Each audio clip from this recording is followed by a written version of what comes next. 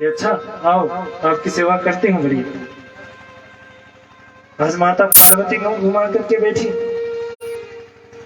भगवान शंकर ने पूछा, हे देवी जी क्या हुआ? बोले कुछ नहीं हुआ। क्या हुआ? बोले आज आरती नहीं करनी।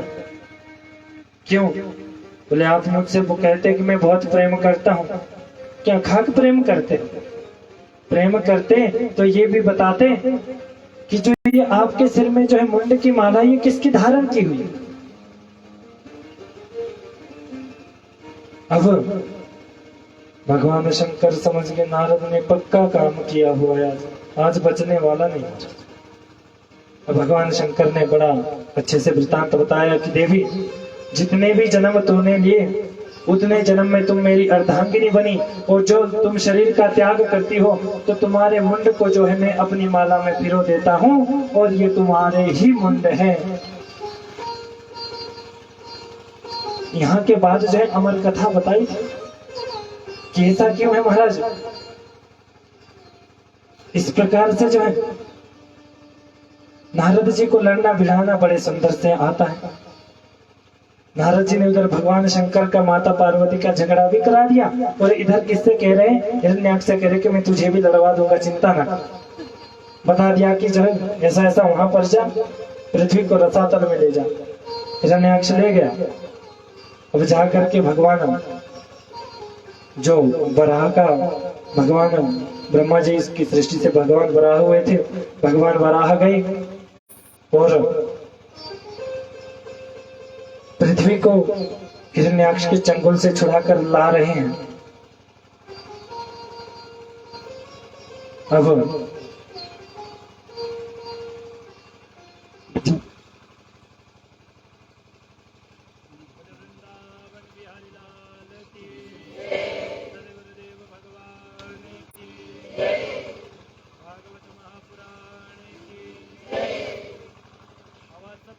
पीछे देखो।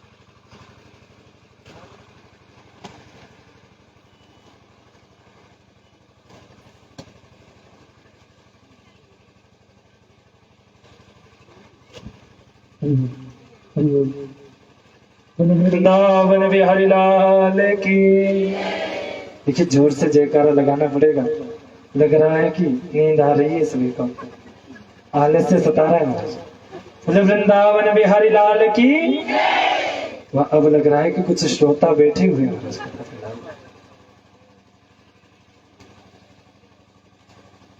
हिरण्याक्ष ने जैसे ही पृथ्वी को हरण किया, पृथ्वी को लेकर रसातल में प्रविष्ट हो गया। इधर ब्रह्मा जी ने प्रभु का ध्यान किया, ब्रह्मा जी को छीका, उनके नासिका रंध्र से जो है भगवान बाराह प्रकट हुए। भगवान बाराह के प्रकट होने पर वराह अंगूठे जैसा भगवान वराह का रूप था। देखते देखते कैसा हो गया था? पर्वताकार हो गया था, पर्वत के समान हो गया था। अब भगवान वराह ने कहा मुझे क्या आज्ञा है? उन्हें बताया गया कि हिरण्याक्ष जो पृथ्वी को रसातल पर ले गया है उसको लेकर के आओ। आज भगवान वराह जो है हिरण्याक्ष को उद्धार करने के लिए भी जाते हैं, हिरण्याक्ष का उद्धार भी करने के लिए जा रहे हैं, और उधर पृथ्वी को हिरण्याक्ष के चंगुल से छुड़ाने के लिए भी जा रहे हैं। जैसे ही भगवान जल में प्रविष्ट हुए, रसातल तक पहुंचे, हिरण्याक्ष ने जैसे ही भगवान को देखा कि भगवान वराह जो है अपनी दाढ़ों पर जो है दाढ़ों पर पृथ्वी को लेकर के जा रहे, तो रोकता है कि हे वन गोचर, हे जंगली सोकर कहां लेकर जा रहा है? सत्यम वयम वो वन गोचर अमृगा। इस सृष्टि ये जो है वसुंधरा को कहां लेकर के जा रहा है? पृथ्वी को कहां लेकर के जा रहा है? अब अभी तो भगवान कुछ नहीं कह रहे हैं, चुपचाप चले आ रहे हैं। और जैसे ही जल से बाहर पृथ्वी को यथास्थान पर भगवान ने रखा, तब प्रभु कहते हैं कि हाँ ठीक कहा, मैं वन गोचर हूँ, मैं जंगली सोकर हूँ, पर तेरे जैसे ग्राम सिंह से मैं डरता नहीं हूँ। ग्राम सिंह का अर्थ क्या है? गांव का शेर कौन होता है? देखिए, गाली भी देनी हो ना किसी को, गाली देनी हो, गाली देने का सबसे अच्छा आनंद किस में है? संस्कृत में है। संस्कृत में आप किसी को गाली दे दो महाराज, अब यहाँ पर जो है वराह भगवान ने क्या कहा कि हाँ मैं तो हूं क्या विट वराह हूं, और तेरे जैसे ग्राम सिंह, ग्राम सिंह का अर्थ क्या होता है जानता है? गांव का शेर कौन होता है? कुत्ता।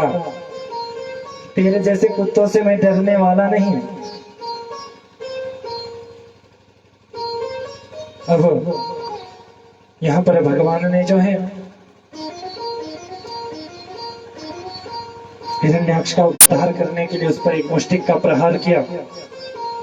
जैसे ही मुष्टिक का प्रहार किया, हिरण्याक्ष जो है मूर्छित अवस्था में पृथ्वी पर गिर गया। गिरते ही जो सभी देवता खड़े होकर के भगवान की प्रार्थना कर रहे हैं। अब वो प्रार्थना तो कर रहे हैं पर स्पष्ट रूप से प्रार्थना नहीं कर रहे हैं, क्योंकि उन्हें अभी संदेह है क्या मरा होगा या नहीं मरा होगा। अगर नहीं मरा होगा, अभी स्वर्ग पर आया था, वहां पर एक अट्टहास किया, हमारे को भागना पड़ा। अगर कहीं उठ गया तो महाराज लेने के देने पड़ जाएंगे, हमें कौन बचाएगा इससे। पर भगवान कह रहे हैं कि अरे देवताओं, क्या तुम्हें मेरे ऊपर अभी विश्वास नहीं है? अब जैसे ही सभी देवताओं को लगा कि नहीं नहीं, हिरण्याक्ष तो जो है मर गया है,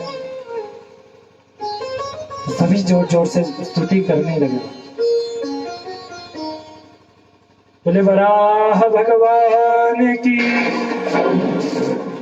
आवाज में दम नहीं है, ऐसा लगता है कि हिरण्याक्ष जो है आपके ही आस पड़ोस का तो नहीं था। हिरण्याक्ष का वध हुआ है ना, तो खुशी तो होनी चाहिए। दैत्य का वध किया है आज भगवान। आप तो यूं बैठे हो जैसे कोई अपना जान पहचान का था, हमारा तो नहीं था भैया।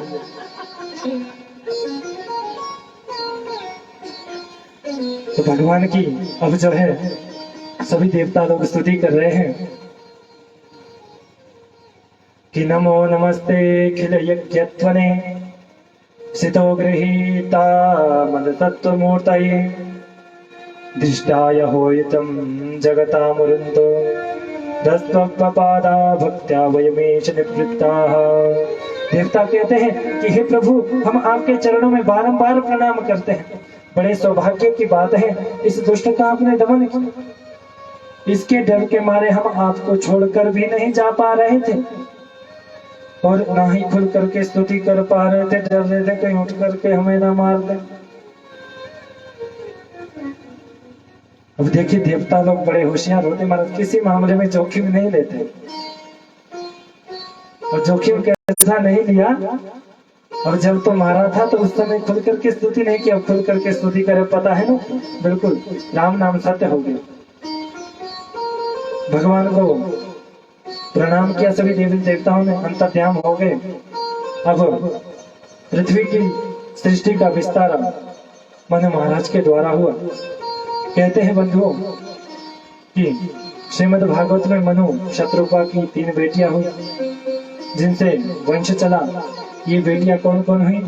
आकुति, देवभूति और प्रसूति। जिनमें से मंझली बेटी देवभूति का विवाह करदम्ब जी के साथ हुआ। करदम्ब जी ने जैसे विवाह के लिए विवाह किया, विवाह के से होने से पूर्व ही एक शर्त रख ली थी कि मैं संतान होते ही विरक्त हो जाऊंगा, घर को त्याग दूंगा। अब जैसे ही भगवान करदम्ब जी का जो विवाह किससे हुआ था? देवभूति से। विवाह होते ही भगवान करदम्ब जी जो है, ऋषि करदम्ब जी है, अपनी कुटिया में जाकर भगवान का भजन करने लगे कि उनकी समाधि लग गई। उनकी समाधि लगी महाराज।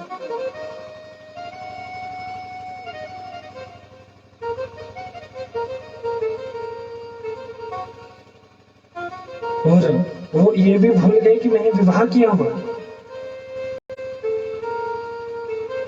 अब कुछ समय के पश्चात जो है समय व्यतीत होता गया, जैसे ही समाधि खुली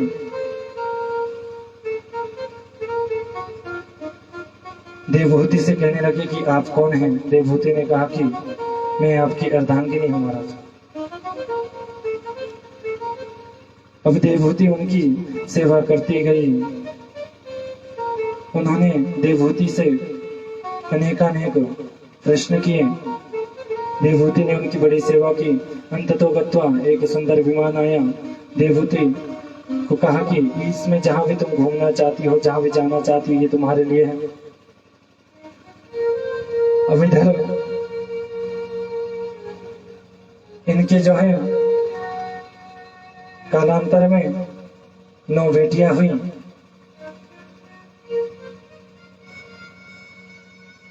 9 बेटियां हुई। 9 बेटियों का जो है विवाह हुआ।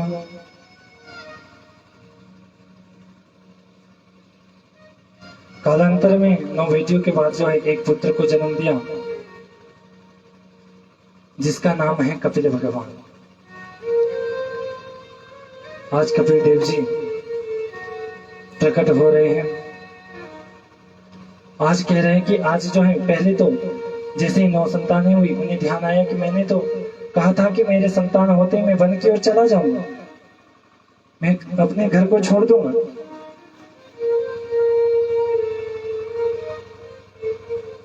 और 9 बेटियां हो गई। देवभूति से कहते कि अब मैं विरक्त होना चाहता हूँ। देवभूति ने कहा कि इनका विवाह हो जाएगा, उसके पश्चात हमारा मेरा ध्यान कौन रखेगा, मेरा पालन पोषण कौन करेगा। इन्हें तुरंत आ गया कि भगवान ने मुझे वरदान दिया था कि मैं तेरे घर में जो पुत्र बन करके जन्म लूंगा।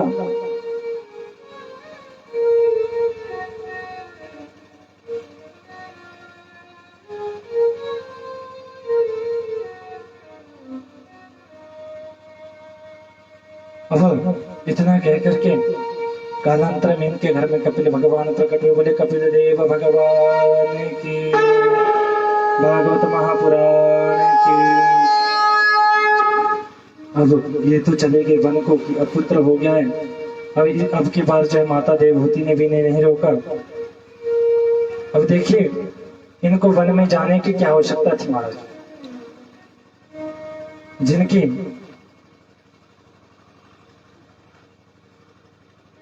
देवभूति जैसी पत्नी है, अनुसुईया जैसी बेटियां हैं, दामाद भृगु वशिष्ठ जैसे हैं, पुत्र कपिल जैसा है, इनको जो है जाने की क्या आवश्यकता है।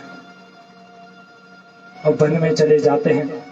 माता देवभूति को तो पता था कि मेरा पुत्र जो है ये भगवान के रूप में है, क्योंकि कर्दम जी ने इन्हें बताया था। अब माता देवभूति जो है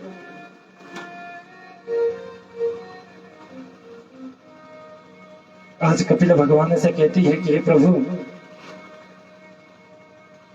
आप मुझे भगवान की भक्ति के विषय में बताओ कि आत्म कल्याण कैसे हो।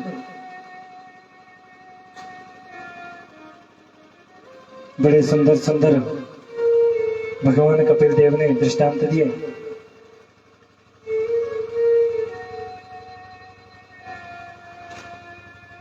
अनेकानेक प्रकार से माता देवभूति को जो है मन जो है माता इस प्रकार से भगवान की भक्ति करनी चाहिए।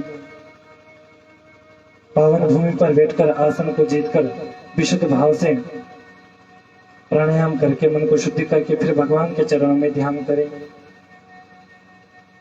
अनेकानेक प्रकार के बताए। अब देखिए यहाँ पर भगवान के श्री चरण कमल बोले कैसे हैं। फिर भगवान के चरण कमलों के विषय में बताया कि भगवान के चरण कमल कैसे हैं।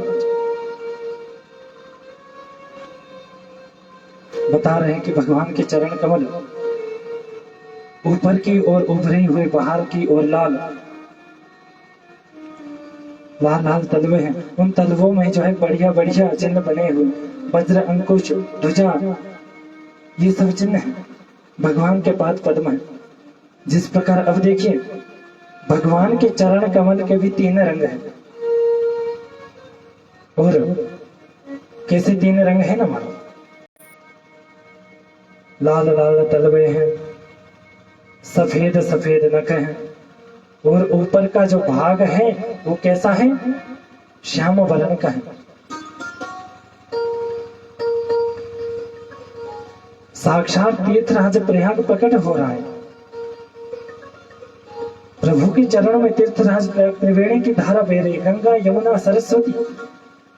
गंगा की धारा धवल है, यमुना की धारा जो है श्याम है, और सरस्वती जो है रक्त कांति की है, परंतु लुप्त है, दृष्टि गोचर है।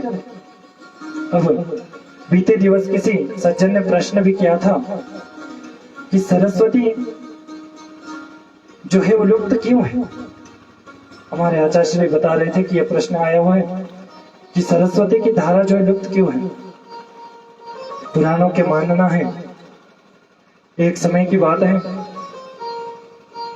वेद व्यास जी जब पुराणों की रचना कर रहे थे, सरस्वती के नदी के तट पर जब पुराणों की रचना कर रहे थे कि सरस्वती नदी जो गंगा यमुना नदी जितनी ही पवित्रतम मानी जाती है, तो आज भी बताते हैं। देखिए, 3 नदियों का संगम गंगा यमुना सरस्वती का संगम कहाँ पर होता है?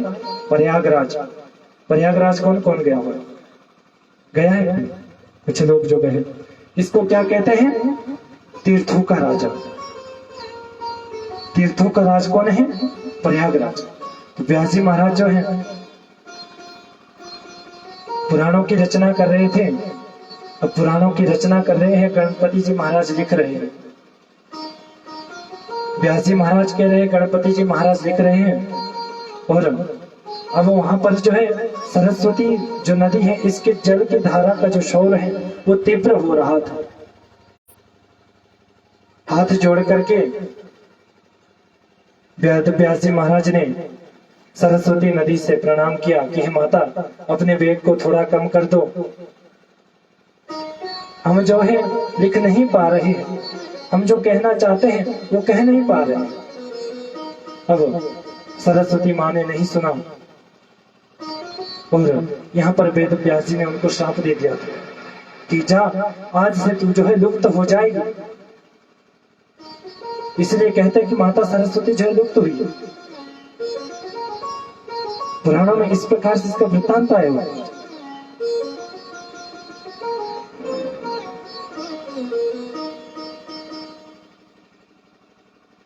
इसी तरह से जो बड़े सुंदर सुंदर कथाएं जो है माता देवहूति को जो है बड़े विस्तार पूर्वक जो है हमारे कपिल मुनि सुना रहे हैं। माता देवहूति ने कहा कि प्रभु, अब जो है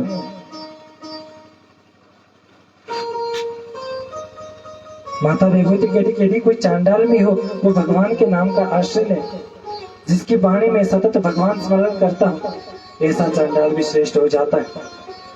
इसमें आपने धुंधुकारी की कथा को सुना होगा। धुंधुकारी की कथा देखिए, उसने भी सत्संग के लिए, उसने भी सत्संग किया हुआ, भगवान की कथा को मरने के बाद सुना हुआ। और यहाँ पर परीक्षित जो है कथा को सुन रहे हैं। आज भी किसी सज्जन का बड़ा सुंदर प्रश्न आया हुआ है।